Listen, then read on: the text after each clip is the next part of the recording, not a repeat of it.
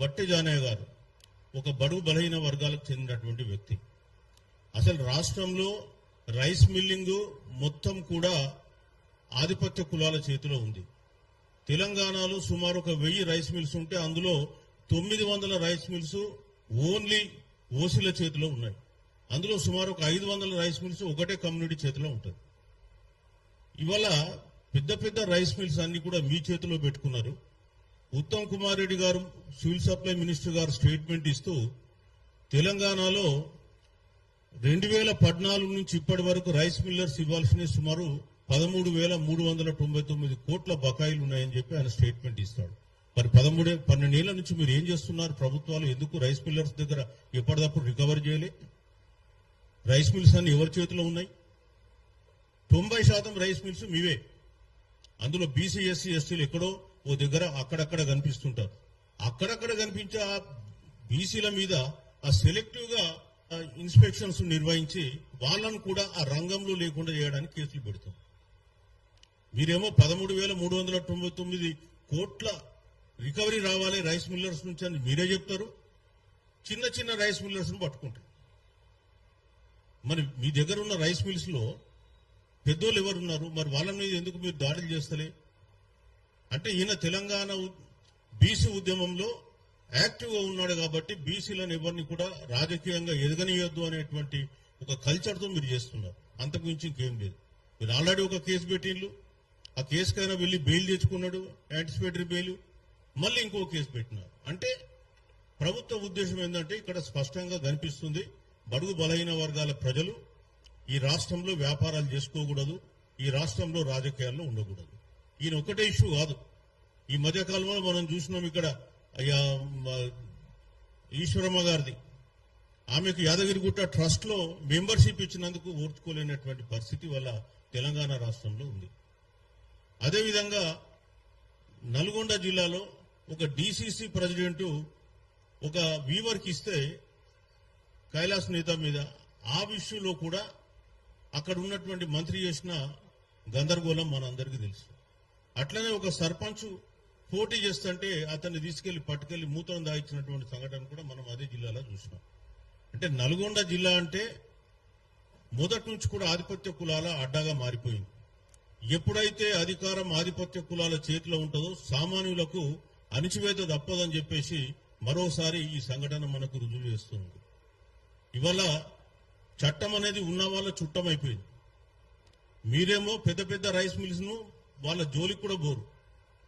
మామూలుగా వ్యాపారం చేసుకునేటువంటి వ్యక్తి ఏదో ఆయనకు రాజకీయ కాంక్ష ఉండి నల్గొండ జిల్లా వాస్తవానికి ఏంటంటే యాదవుల అడ్డ. నల్గొండ జిల్లా లెక్కలు మొన్న కులగడ్డ జరిపితే తీస్తే నల్గొండ, సూర్యాపేట, భువనగిరి, యాదాద్రి ఈ 3 జిల్లాలలో జనాభా తీస్తే యాదవులు 11.65% ఉన్నారు. అంటే సుమారు 12% జనాభా ఉంది. మరి మీ జనాభా ఎంత ఉందా? తుగుడ జనాభా 12% జనాభా ఓట్లేస్తే మీరు ఇవాళ అధికారంలోకి వచ్చింది. ఆ విషయం మర్చిపోయి వాళ్ళ మీదనే మీరు ఇవాళ కేసులు పెట్టి మీరు హరాజ్ చేస్తే రేపు రాబోయే కాలంలో మీకు ఎవరు ఓటేస్తారు? గతంలో అక్కడ మిర్యాలగూడ పార్లమెంట్ స్థానం ఉండే. ఆ మిర్యాలగూడ పార్లమెంట్ స్థానం 1961లో ఏర్పడ్డది. 2009 దాకా నడిచింది. 12 సార్లు ఎలక్షన్స్ అయినాయి. 12 సార్లు ఎలక్షన్ అయితే మొట్టమొదట ఒక ఎస్సీకి రిజర్వ్ అయింది. ఎస్సీ వచ్చిండు 11 సార్లు. నెక్స్ట్ 11 సార్లు ఒక్కటే ఒక క్యాస్ట్, రెడ్డి క్యాస్ట్ వల్ల ఎంపీలే అక్కడ లోక్సభ. ఏం అన్యాయమా? 12% జనాభా పెట్టుకున్నటువంటి ఈ వర్గాలు ఒక్క రోజు కూడా ఒక ఎంపీ స్థానాన్ని అక్కడ వాళ్ళు గెలుచుకోలేకపోయినట్టు. నల్గొండ కాలే, ఇటు సూర్యాపేట కాలే, మిర్యాలగూడ కాలే, ఇప్పుడంటే భువనగిరి అయింది. మరి నల్గొండ జిల్లాలో మొదటి నుంచి కూడా ఈ వర్గాలు బీసీ వర్గాలను అణచివేయడానికి ప్రయత్నం చేస్తూ ఉన్నాయి. నల్గొండ జిల్లాలో వారి మీద జరిగినటువంటి దాడే అది లాస్ట్ దాడి కావాలి. ఖచ్చితంగా రాబోయే కాలంలో నల్గొండ జిల్లాలో ఉన్నటువంటి బీసీ ప్రజలు ఈ ప్రభుత్వానికి బుద్ధి చెప్తారు. రాబోయే కాలంలో ఈ ప్రభుత్వాన్ని ఖచ్చితంగా మార్చడానికి వాళ్ళు కంకణం కట్టుకుని ఇప్పటి నుంచే ఉద్యమిస్తుంటారని చెప్పి కూడా తెలియజేస్తూ ఉన్నాం.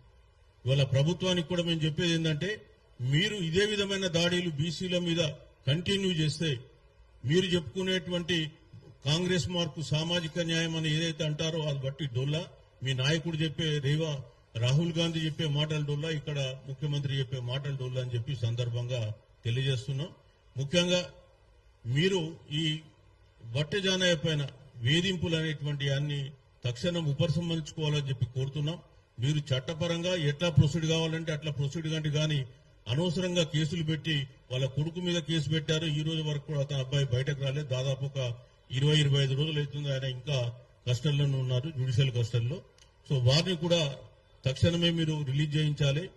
లేనట్టయితే బీసీ సంఘాలన్నీ కూడా మరొకసారి ఐక్యమై పోరాటం చేయడానికి సంసిద్ధంగా ఉన్నాయి. నల్గొండ జిల్లా ఇంకా రాబోయే కాలంలో ఇదేమి మీ అడ్డా కాదు.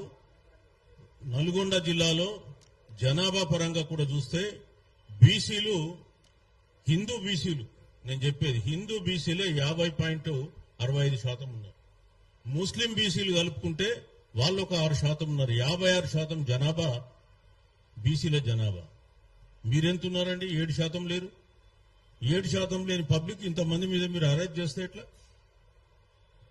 సో ఈ విషయం కూడా ప్రజలకు మేము తెలియజెప్తాం. రాబోయే కాలంలో నల్గొండ జిల్లాలో బీసీలకు జరుగుతున్న అన్యాయం, బహుజనులకు జరుగుతున్న అన్యాయాల గురించి కూడా ప్రజల్లోకి మేము తెలియజేస్తాం. ఇంతకుముందే బొంగు ప్రసాద్ గారు మాట్లాడుతూ ఇప్పటి వరకు ఒక్క మంత్రి కూడా బీసీ వర్గాల నుంచి నల్గొండ జిల్లాలో రాలేడని చెప్పిండు. అది 100% వాస్తవం. ఇంకా చాలా విషయాలు ఉన్నాయి. ఆ విషయాలు కూడా మేము సండే రోజు నల్గొండలో ఒక సామాజిక న్యాయ పోరాట సభ పెట్టినాం. ఆ సభ రోజు నల్గొండ జిల్లా రాజకీయ ముఖ చిత్రం గురించి మొత్తం తెలియజేస్తాం. ఇంకా మీరు అగ్రవర్ణాల వాళ్ళు మీ యాటిట్యూడ్ మార్చుకోవాలి. బీసీల పైన, బహుజనుల పైన ఇట్లాంటి యాటిట్యూడ్ కొనసాగితే ఈ రాష్ట్రంలో బీసీలు రాబోయే కాలంలో మరి ఖచ్చితంగా ఉద్యమిస్తారు. మీకు మరి నల్గొండ జిల్లా అంటే తెలుసు, నిజాంకు వ్యతిరేకంగా పోరాటం చేసింది మరి అట్లాంటి పౌరుషం ఉన్నటువంటి గడ్డాది. అక్కడ ఆ పోరాటంలో పాల్గొన్న వాళ్ళంతా కూడా మా వాళ్ళే. దొడి కొమరయ్య అమరైంది, మొట్టమొదటి అమరుడైనటువంటి వ్యక్తి కూడా ఆ కాలంలో నల్గొండ జిల్లానే, ఆ జనగామ కూడా. కాబట్టి అట్లాంటి ప్రాంతంతో మీరు పెట్టుకోవద్దని చెప్పి మేము కోరుతున్నాం. తక్షణమే ప్రభుత్వం వీరిపైన ఉన్నటువంటి కేసులన్నింటినీ కూడా వారిని అరెస్ట్ చేయకుండా మీరు పక్కన పెట్టి మీ చట్ట ప్రకారం మీరు ప్రొసీడ్ కండి. అదేవిధంగా మీరే చెప్పారు 13,399 కోట్లు అన్నారు. మరి ఆ పెద్దలు ఎవరు, ఎక్కువ మట్టుకు ఇవ్వాల్సింది ఎవరు, మొదలు వాళ్ళ మీద దాడి చేసి తర్వాత ఇక్కడ రావాల్సిందిగా నేను కోరుతున్నా. మరి ఈ వట్టెజానయ్యపై జరిపినటువంటి ఈ దాడులను మేము పూర్తిగా ఖండిస్తున్నాం. ప్రభుత్వాన్ని ఈ విషయంలో నిలదీస్తామని చెప్పి తెలియజేస్తూ నాకు అవకాశం ఇచ్చిన బొంగు ప్రసాద్ గారికి, ఇతరులకు ధన్యవాదాలు తెలుపుతూ సెలవు తీసుకుంటున్నాను. Thank you.